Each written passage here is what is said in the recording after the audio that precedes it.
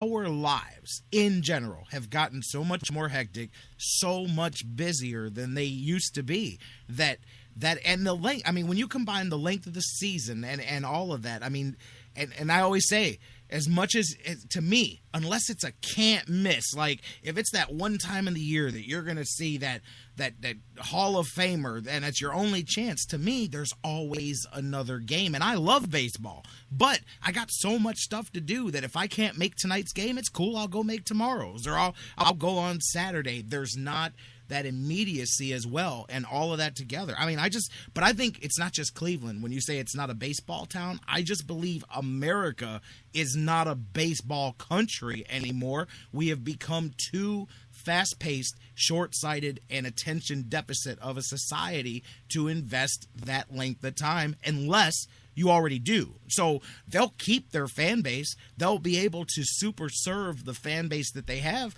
But I think 10 years from now, the problems we're talking about in Cleveland will be more everywhere across baseball, and those few towns that draw well will be the real baseball towns that are left. Yeah, I think that's already happening, and I agree with you.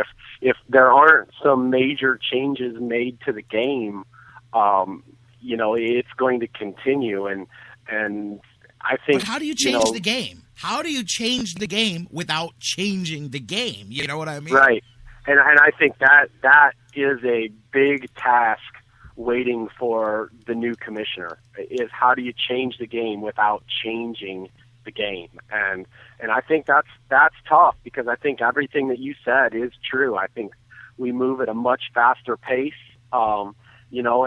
and without bringing a clock into the game, the new phrase or catchphrase to try and make baseball a quicker game these days has been, discussion of pace of play. And, how do you make I think if you could make baseball a 2.5 hour game on a regular basis, if your 9-inning game is 2.5 hours, I think, that changes that builds a new interest, and I think that keeps some people's interest that maybe you're missing right now. But I don't know how you take an average game from being, I don't know how you shave an hour off of a game without making drastic changes. And I mean, you can talk about cutting commercials and stuff like that, but I mean, let's be realistic. Commercials pay the freight. So, I don't know how you change that much and without making drastic changes to the game. I mean, I think you can make easy changes that take 5 minutes or 10 minutes off, but I don't think that makes those major changes that we're talking about that piques interest. And I think you're right. And I actually even think now, you can name the towns that are huge baseball towns, and the list is not long. I mean, St. Louis, Chicago, Boston, New York, Detroit. And Detroit. I'd give Detroit. I would go with them. I mean, they're in a bankrupt economy, and they're selling out. I know they have a high payroll, but they are a strong baseball town. But after that, I mean, then you really start to search for towns that are real hard baseball towns. And and I think Cleveland definitely falls into that category of, they're not it's not a baseball town. It's not like those cities, that's for sure. And but even if I think some of it is worse here because, like you said, I mean, Detroit. You're right. Detroit is a baseball town. That town is bankrupt, and they're filling the park night after night. And I think the city of Cleveland's problems are not as bad as Detroit, but certainly this area is hurt from economic change over the last 10 to 15 years. And I think for all the things that we've just talked about, I think that's the biggest reason, why this team is not supported the way that we all wish that it was, because you can always go tomorrow if you have something better to do today. And, the fine line that this organization has to walk to always be competitive, but looking, forward to try and put the best team on the field and be competitive, in the future. And I mean, like I said, I think Chris Antonetti has done a poor job this season. But we all like to play, armchair GM. I mean, I think that guy has one of the toughest jobs around. Yeah, because there's no margin for error in what he does. None. There's no margin for error. Right. And you're right about that. You might want to fault him for making the wrong choices, but he has some tough choices to make because it's like, no, it's a razor fine edge. I'm either going to get this right or I'm going to get this way wrong. I mean, because you have to make those decisions. And somebody asked me, well, what's the difference with Detroit and Cleveland? Because they both have the same teams and everything. And I say there is a difference because now they got Ford Field. But for how long did the Lions play outside of Detroit and the Pistons played outside of Detroit? They played at the Palace in Auburn Hills, and the Lions played in the Pontiac Silverdome. So you had the hockey and the baseball teams were the teams that were in Detroit proper. So while they were all Detroit franchises, I know you're talking about a half an hour away, but that's still a half an hour away. That's Akron to Cleveland, So yeah, and it's an hour away if you live south of town, and Auburn Hills is towards the north, and that makes a difference. I mean, I'd be the first to admit, it's not the perfect comparison, but I mean, obviously, I'm a baseball geek, and we've talked extensively all summer about Francisco Lindor, and there's times that Akron would come back, and I would look at the schedule and say, Saturday I'm going to go down and watch a game, and Saturday would come, and I would say, oh, I just don't feel like driving an hour to go watch a baseball game, and I wouldn't go. And I'm as diehard as they get, and I think you have a lot of that, that works or has worked in the past for Detroit's favor, to make baseball successful there because those teams, that were out of town, someone, even if it's only a half hour, that means someone is an hour or more away, and those people that are on the fence, they choose to not go. But and you know what? When you have your team playing downtown, that's a centralized location.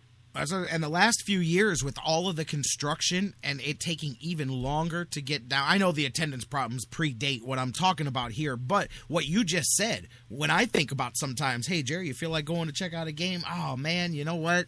Man, the construction, the traffic's back. It's going to take me an hour just to get down there and then 3 hours. And all of a sudden you're committing 4, 5, 6 hours, which is fine. I'm not saying you don't do that to go to a football game too, but there's the difference in the number of games. That's where I was going to say, you're talking about shortening the game itself, but I say, and how do you do this without changing the fabric of what your sport is changing the number of games in a season? Because to me, I mean, that's why and I know some people don't like this argument, but that's what makes football work. The fact that they have such a limited number of games that they become events. And I know that sounds stupid when a team is 4-12, but when you can only see that 4-12 team 8 times, it is an event if you're a football fan. And I'm telling you, Indians fans, if you could only see the Indians 8 times, they could sell 200,000 tickets to each one of those 8 games, because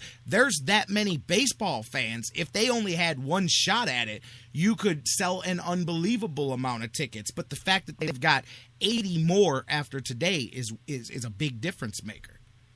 Absolutely. I absolutely agree with that. And I think, I think that's one of those things that's a massive change to the game. And I think on one side of the coin, it sounds good because you create that, appointment TV, concept. If you went down to, 120 games or 100 games, maybe you create some of that.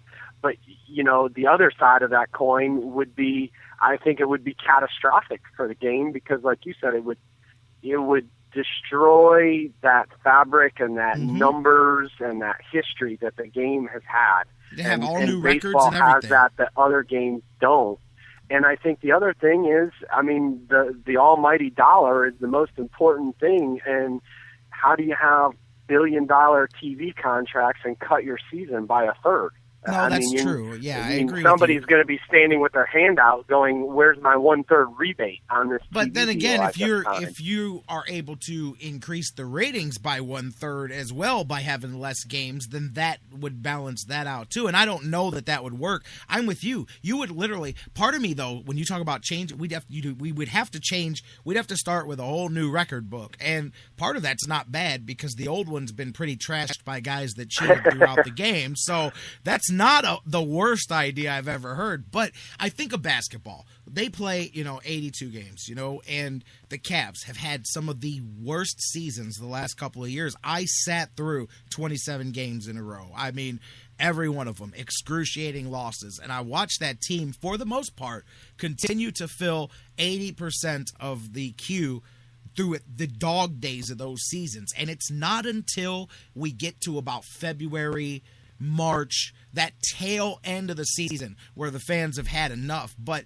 part of me says, okay, even during the worst seasons, these fans make it till almost the end before they're beaten down. That shows the difference. I mean, think about baseball. Baseball, you're just getting to the All-Star break and your team has won 20 games in the first half of the season. Part of me looks at that and says, man, maybe you cut those games in half or you go with 100 or whatever you said, and that makes a difference. I just look at that and I go, because part of me is amazed at how the Cavs have lost LeBron James and lost nothing but games for 4 years and not lost money. They have maintained their attendance very well. And so, but I mean, I'm just looking at the length and I'm going, man, if it takes 60, 70 games before they're just like, God, I want this season to be over. They haven't even reached the halfway point of a bad baseball season yet. That says a lot when you look ahead and go, hell, we got 3 more months of this to go. Yeah, I think there's two things that are at play there when you talk about that comparison to the Cavs. And I think the first one is one that Major League Baseball could definitely do a better job of, which is marketing their players. Mm-hmm. I have never, I think I've said this on your show before, football and basketball do a great job of marketing their players. When the Cavs are awful, they will sell out when the Lakers come to town to see Kobe Bryant or to see Kevin Durant. I have never in my life heard someone say, the Tigers are in town, I have to get a ticket to go see Miguel Cabrera hit. I've never heard that. And he's, and maybe, I've heard someone say, I'm going to go see Mike Trout. But that is a rarity. And the one thing I will say, I think it works. That's a baseball person, probably, right? The Trout person is probably a baseball fan that is into Mike Trout. Yeah, not like the casual person. Casual fan, doesn't ever say, I'm going to see Miguel Cabrera hit. Mm-hmm. And I think, from a marketing standpoint, that's something that, especially in this developing social media world, I don't know if, maybe Major League Baseball needs to look at trying to promote those young players to their younger crowd and not necessarily just promoting the hometown guys. Maybe you put a bigger emphasis on marketing, hey, come down to the ball game to see the Indians play Mike Trout and the Angels, than just telling them about Michael Brantley and Corey Kluber. Is kind of sad, but I think, and I don't think that that's a Cleveland thing either. I think that that's Major League Baseball. But when you talk about the Cavs and people standing by them, I do think that some of that is a Cleveland thing, because I think when you compare, and you can argue that they have both made mistakes, and there are definitely opposite sides of the coin. But again, when you're talking about just the average fan, I think the average fan sees Dan Gilbert as a guy who tried to do everything to put a winner on the court when LeBron was here the last time, and got mad and defended this town like 99% of fans want to hear an owner do with that letter. I think, Dan was probably out of line that night, and, it may have been, a huge sticking point in getting LeBron to come back. But it was missing. And it'll be something that will always be attached to him.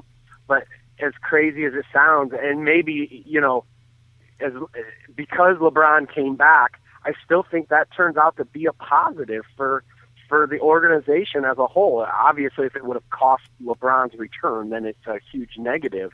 But then I think when you look at the Indians and you look at the Dolans, again, to the